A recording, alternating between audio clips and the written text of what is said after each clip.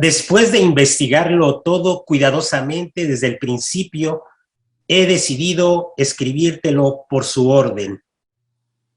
Lucas expresa las cualidades de su trabajo, de su obra, integridad, todo lo ha investigado, exactitud, lo ha hecho cuidadosamente, y exhaustividad desde sus orígenes.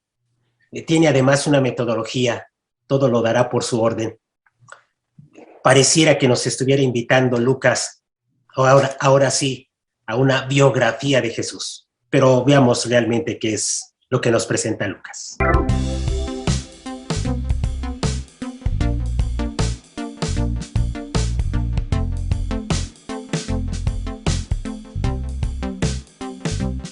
Hola queridos hermanos, después de esta provocación del Padre Jaime, vamos a comenzar nuestro segmento de Tierra Buena para el Día del Señor. Aquí estamos con ustedes, el diácono Toño Tame, el Padre Jaime Paredes y yo, Miguel Saloma.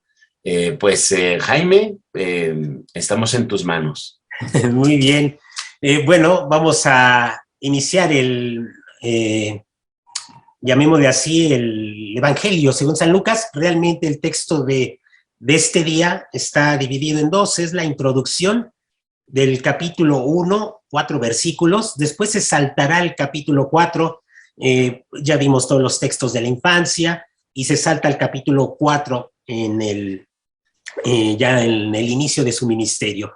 Entonces, esta introducción que hace Lucas, sin lugar a duda, tiene otras pretensiones. No la de dar una biografía de Jesús, no la de dar hechos de Jesús, sino precisamente la finalidad de Lucas es presentar, tiene una intención teológica, es decir, presentar a Jesús como Salvador, como la presencia de Dios mismo salvando.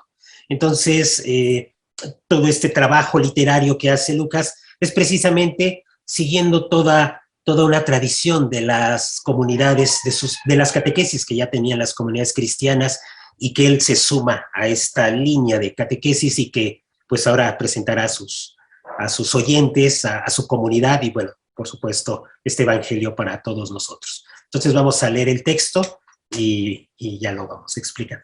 Perfecto, con mucho gusto. El texto dice así: muchos han tratado de escribir la historia de las cosas que pasaron entre nosotros, tal y como nos las transmitieron los que las vieron desde el principio y que ayudaron en la predicación. Yo también, ilustre Teófilo, después de haberme informado minuciosamente de todo, desde sus principios, pensé escribírtelo por orden, para que veas la verdad de lo que se te ha enseñado. Después de que Jesús fue tentado por el demonio en el desierto, impulsado por el Espíritu, volvió a Galilea. Iba enseñando en las sinagogas. Todos lo alababan y su fama se extendió por toda la región. Fue también a Nazaret, donde se había criado. Entró en la sinagoga, como era su costumbre hacerlo los sábados, y se levantó para hacer la lectura. Se le dio el volumen del profeta Isaías, lo desenrolló y encontró el pasaje en que estaba escrito: el Espíritu del Señor está sobre mí, porque me ha ungido para llevar a los pobres la buena nueva, para anunciar la liberación a los cautivos y la curación a los ciegos, para dar libertad a los oprimidos y proclamar el año de gracia del Señor. Enrolló el volumen, lo devolvió al encargado y se sentó. Los ojos de todos los asistentes a la sinagoga estaban fijos en él. Entonces comenzó a hablar diciendo: hoy mismo se ha cumplido este pasaje de la Escritura que acaban de oír. Muy bien, Padre Jaime. Muy bien, sí. Bien. El interés de Lucas no se limita exclusivamente a contar hechos de Jesús o hechos del cristianismo. Recordemos que la obra de Lucas tiene estos dos tomos, su Evangelio y el libro de los Hechos de los Apóstoles. Entonces el interés de Lucas no es narrar hechos como si se tratara de un historiador, ni siquiera dar una interpretación de los acontecimientos desde la neutralidad distante de un intelectual, es decir, yo como intelectual puedo tener una visión y voy a expresar lo que yo creo de esos acontecimientos. No es la neutralidad, no es el estar al margen. Lucas no propone eso en su obra, tanto en el Evangelio y en el libro de los Hechos. Lo interesante en esta obra es que estos acontecimientos narrados tienen una fuerte connotación de cumplimiento. Se está cumpliendo algo se está llevando a cabo, algo se está realizando, algo prometido.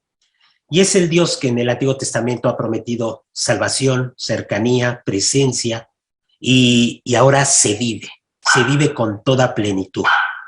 Y es eso lo que Lucas va a expresar, no solamente en el Evangelio, la presencia de Jesús como salvación, sino también la presencia de la comunidad cristiana en el libro de los Hechos de los Apóstoles. Jesús actuando en su comunidad hace presente esta salvación. Es el hoy que Jesús dirá al final del Evangelio. Hoy se ha cumplido esto, es el hoy así como permanente, es el hoy que se está llevando a cabo.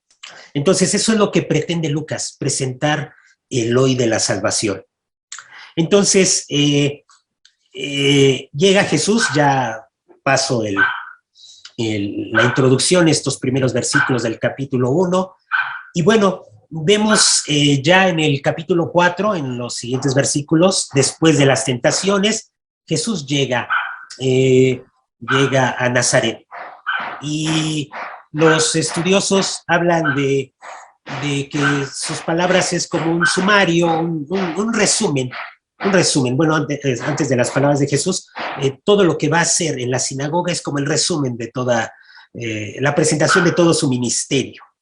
Y entonces, algunos estudiosos han descubierto que este ministerio de Jesús, en el ministerio de Jesús está presente la fuerza del Espíritu Santo, es el que conducirá esta obra. Jesús va enseñando, se presenta así como el profeta, y la universalidad, ¿en dónde está la universalidad de esta enseñanza? Es para todos, no solamente para una fracción, no solamente para los judíos, no solamente, aunque es dirigido para ellos, no es solamente para ellos. ¿En qué consiste esta universalidad? El Espíritu Santo va guiando y Jesús va enseñando. Son como tres notas que aparecen en un primer momento en estos versículos del capítulo 4. Y bien, Jesús entra entonces a la sinagoga, como era su costumbre, visitar las sinagogas en un día religioso, el sábado, y se le da el texto de Isaías. ¿A qué cita se refiere? También los estudiosos han visto que se han entresacado algunas citas, tanto de Isaías 61 como de Isaías 58. También se ve que se omite algunas frases, dado que en Isaías se habla de un Dios así que viene a castigar, que viene ya con toda su cólera, con toda su fuerza. Lucas intencionalmente esa frase no la pone en este texto que lee Jesús y que va a interpretar. El hoy se ha cumplido, sin lugar a duda, es esa presencia permanente de Dios actuando, de Dios salvando, es el hoy, el tiempo que se ha cumplido. Y proclamar el tiempo de gracia. Son algunas notas de este texto. Ahora, ¿hacia dónde yo quisiera como dirigir esta interpretación? Este texto en donde se concluye que Jesús dice, hoy se ha cumplido el pasaje que acaban de escuchar. Yo creo que hay un elemento que a mí me llama fuertemente la atención, y es que cuando recuerdo en el Evangelio de Juan, cuando en la cruz dice todo está cumplido, se habla de una obra que ha terminado, que se ha concluido. El hombre es capaz de amar a Dios, el hombre es capaz de entregar su vida, esa es la obra concluida. Si bien Dios ha creado al hombre a su imagen, Dios es amor, Dios se da, Dios se entrega, en la cruz, cuando Jesús va diciendo todo se ha cumplido, habla de una obra que se ha concluido. El hombre puede responder a ese amor. Y entonces, pues me hace resonancia con este cumplimiento. Hoy se ha cumplido el pasaje. ¿En qué sentido se cumple este pasaje? En que Dios muere por nosotros, para que nosotros podamos morir también. Y este acercamiento a los pobres, este acercamiento de Jesús a los más necesitados, impulsado por el Espíritu,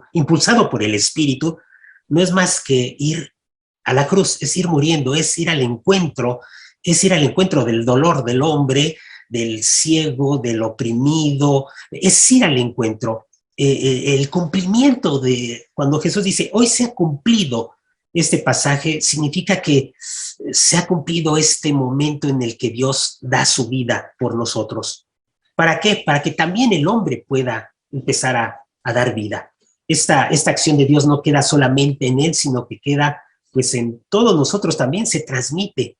Y bueno, todo el Evangelio de Lucas será ese caminar para ir aprendiendo también a dar la vida cada uno de nosotros.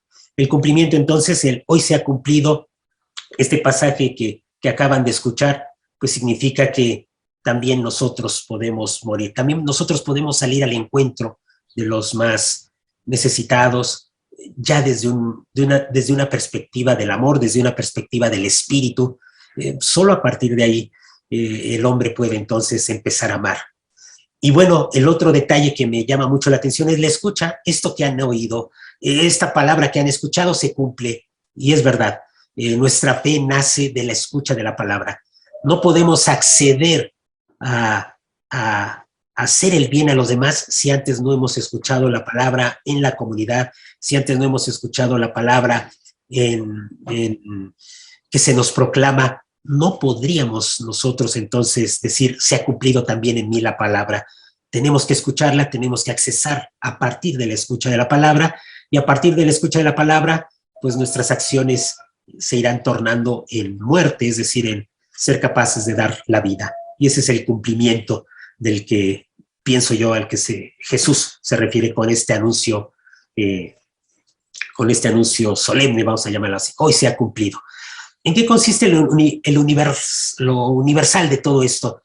Pues que Dios se va a encontrar con el dolor, con el sufrimiento del ser humano. Eso lo hace universal, ¿sí?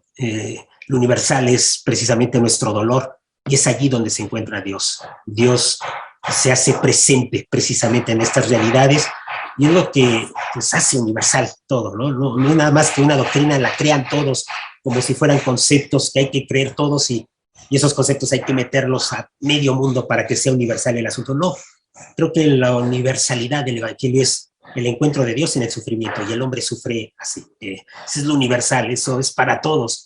No hay hombre que no toque el sufrimiento y que en el sufrimiento Dios se haga presente. Pues por ahí están algunas notas, unos datos que pudieran ayudar para el Evangelio. Muy bien, muchas gracias. Toño. Fíjense que a veces me pasa, no sé si a ustedes, pero a veces me pasa cuando escucho o leo ciertos pasajes del Evangelio, que a primera vista como que los siento lejanos, ¿no? Como que yo digo, no, pues no se aplican a mí, ¿no?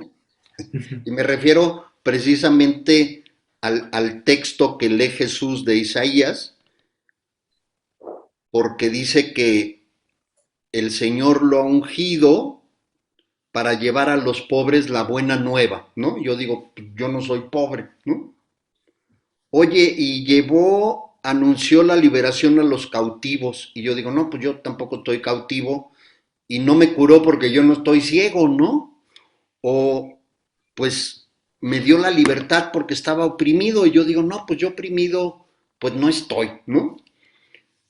Y a veces pudiera pasar que yo no me pongo en el lugar de esas palabras que está diciendo Dios, ¿no? Porque quizás las tomo demasiado literal, ¿no? Entonces, después de una reflexión, pues yo descubro y digo, a ver, ¿cómo no? Pues todas estas características de cierto tipo de personas que dice Jesús, pues yo las tengo, ¿no? Y me quiero referir ¿a poco yo no soy oprimido? Pues yo estoy, ahorita, más que nada, estamos oprimidos por el bicho de la pandemia, ¿no? Porque oprimido es el que no puede hacer lo que él quiera, ¿no? Es el que depende de las decisiones de otro y hace lo que el otro le dice, ¿no? ¿O a poco no estoy oprimido por el pecado? ¿O a poco no el pecado me ha coartado la libertad que tengo de amar porque he caído bajo su dominio y no me logro liberar de eso? Entonces yo encuentro que en estas palabras que lee Jesús y que después dice él que se ha cumplido la escritura ese día en él, pues es que Jesús viene a darme a mí pues toda esa libertad, esa liberación, me devuelve la salud, porque lo que Jesús me da es el amor del Padre y me anuncia la buena nueva que ya nos comentaba muy bien el Padre Jaime, ¿no? Entonces, yo propondría que en este fin de semana, este domingo, pues cuando estemos leyendo estas palabras y reflexionando en ellas, así nos veamos, ¿no? ¿Cuántas veces he sido ciego de no ver las necesidades de los demás? ¿Cuántas veces he sido pobre porque me he vuelto tan egoísta que no soy capaz de compartir con alguien más, ¿no? ¿Cuántas veces he sido oprimido por mis debilidades y he caído en excesos que no he sabido controlar, ¿no? Entonces, yo creo que podemos ubicarnos en todos y cada una de estas personas que el texto dice para encontrar en el mensaje de Jesús la buena nueva y el año de gracia del Señor, para que entonces pueda recibir con una manera abierta pues todo ese mensaje que Cristo me está dando y me lo está dando hoy, y toda esa gracia que a través de Jesús he recibido. Yo por ahí bordaría Muy bien, un muy poquito. bien. Pues a mí me llama la atención profundamente el que este texto está en el ambiente del jubileo, una estructura que tenían los judíos cada 70 años para hacer un alto en el camino, en el sentido de las deudas. Los encarcelados eran por deudas, se les perdonan las deudas. El que debe es perdonado por a los que les deben. Y entonces esto produce una alegría muy, muy grande. Pensemos que la situación del tiempo de Jesús era una situación de mucha pobreza que se puede parecer no a nosotros directamente, sino a ciertos sectores del planeta que están en pobreza extrema, ¿no? Y esto es como un año de alegría, como un año de júbilo. Su nombre lo dice abiertamente. Eh, en ese año pues no se trabajaba, se dejaban descansar los campos, es decir, había que emparejar las cosas, hacer más corta la brecha. Y me refiere mucho al pasaje también de Lucas de Lázaro y el rico. Dice el texto, hay un abismo que no puede ser cruzado ni para de un lado y ni para el otro. Refiriéndose a donde estaba Lázaro con respecto al rico. El rico estaba en los infiernos, en el mundo de los muertos, y el Lázaro estaba en la gloria de Dios, en el seno de Abraham. Entonces, este abismo no se puede recortar en la vida eterna, en la vida del más allá, sino que se tiene que recortar en la vida del más acá. Si no queremos tener una consecuencia nefasta en nuestras vidas, hay que estar recortando y recortando el abismo. Y esto lo empato con este año jubilar, esta declaración de júbilo, declaración de alegría. La alegría nada más se va a dar cuando nosotros estemos en la actitud de emparejar, de hacer que el abismo sea menor. Y no tenemos que tener mucho dinero, ir a repartir dinero a las colonias pobres, ¿no? No tenemos que abandonar a nuestra familia para ir a los niños de Biafra. No tenemos que salir de nuestro trabajo para irnos a la misión en África o en la Sierra Tarahumara. Alrededor de nosotros encontramos a mucha gente que nos separa un abismo de conocimientos, de cariño, de dinero, de posibilidades, y lo poco que podamos hacer para emparejar o acercarnos unos a otros, nos va a producir júbilo.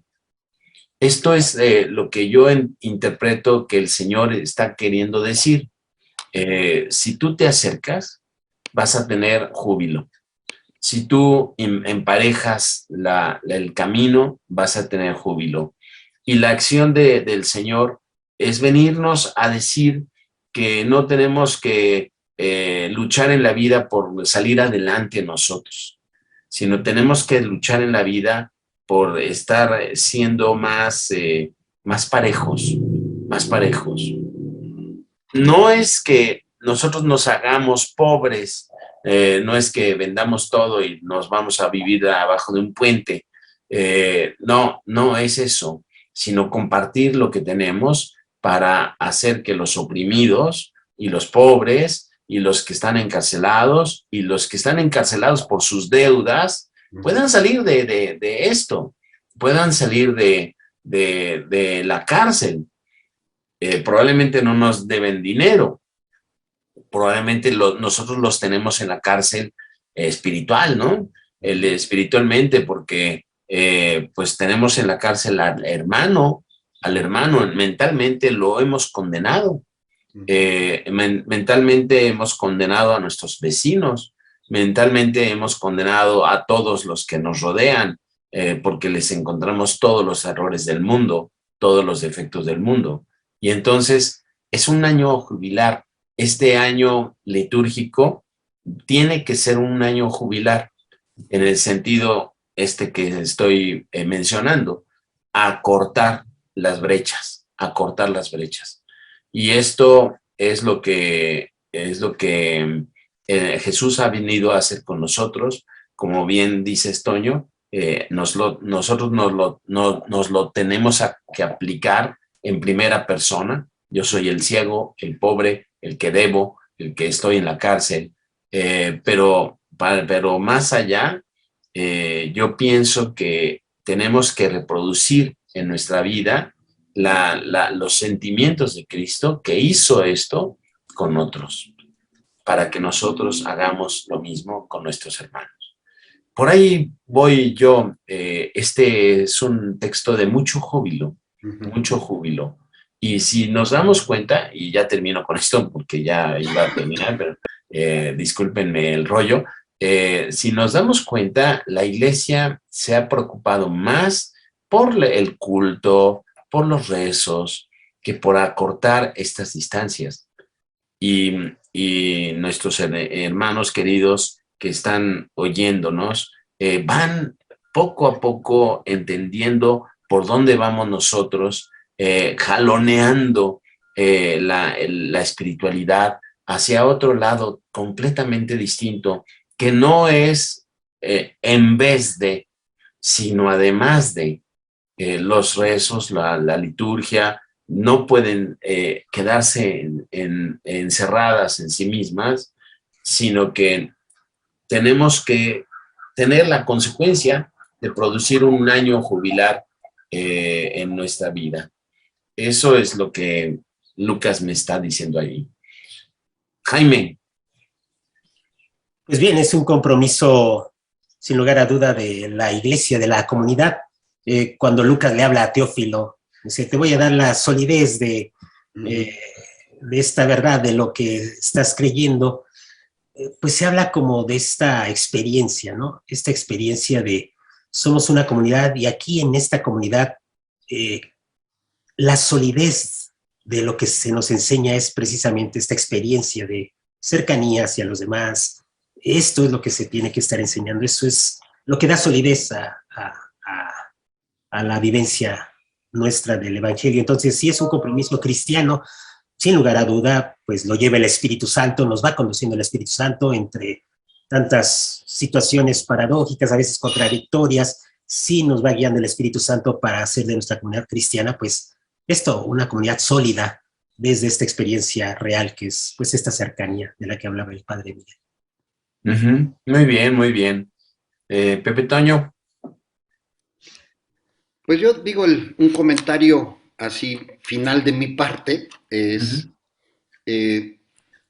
la comunidad se va creando y se va manteniendo pues por la actitud y acción de todos y cada uno de los integrantes, ¿no? Entonces yo creo que hoy tenemos la gran oportunidad de reforzar nuestras comunidades, y hablando de comunidades, de la comunidad más básica que es la familia, y de ahí irla ampliando a las comunidades eclesiales y de barrio y todo, porque nos hemos demostrado y la situación nos ha demostrado que juntos somos mucho más fuertes, ¿no? Y que si yo me cuido, cuido al otro, y si yo le doy al otro, el otro me dará a mí, y entonces se vuelve un círculo virtuoso que es el que nos enseña Jesucristo. Entonces, yo creo que tenemos esa gran oportunidad de toda esta problemática que estamos viviendo, volverla una oportunidad para hacer estas comunidades más vivas, diría yo, ¿no? Que sean comunidades vivas, que vivan fuertemente todo el mensaje y la buena nueva de Jesús. Muy bien, muy bien. A mí me queda mucho el compromiso de observarme, ¿no? Generalmente estoy viendo los defectos de los demás y los estoy rumeando a tal punto que me separo de ellos, ¿no? Ahora tengo que, además de rumear los defectos de los demás y que me separan de ellos, pensar en cómo acercarme siendo objeto de la misericordia de Dios, poder acercarme misericordiosamente a los defectos de los demás y a acercar aligerar el abismo, ¿no? Entonces, bueno, ya nos queda un triple compromiso aquí, muy, muy bueno, y que nos va a hacer reflexionar todo el viernes, todo el sábado, para que la palabra de Dios entre como espada de doble filo en este domingo, en nuestra conciencia, nuestra mente, nuestro corazón. Pues, queridos hermanos, aquí estamos. Les recordamos que se suscriban, que comenten, que pasen el video a sus familiares, a quien quieran pues servirlos, a quien quieran servir, y pues activen la campana porque les llegarán las notificaciones. Es muy importante no solo suscribirse al canal, sino activar la campana para que lleguen las notificaciones y la gente pueda estar pendiente de lo que vamos ofreciendo en el canal. Pues muchas gracias. Les recordamos que el lunes continuaremos con la reflexión, con la reflexión de la Asamblea Eclesial de América Latina y el Caribe. Vamos a comenzar las conclusiones. El lunes pasado el padre José Antonio nos dio el panorama general, el ambiente eclesial del concilio, del sínodo, las reuniones explicadas, y vamos a comenzar con una parte muy sustancial, que es la reflexión de las conclusiones. Y nos va a llevar algún tiempo. Yo creo que no vamos a terminar ni siquiera el lunes, ¿no? Pero pues vamos a estar pendientes, y pues muchas bendiciones a todos y nos vemos pronto. Bendiciones. Adiós.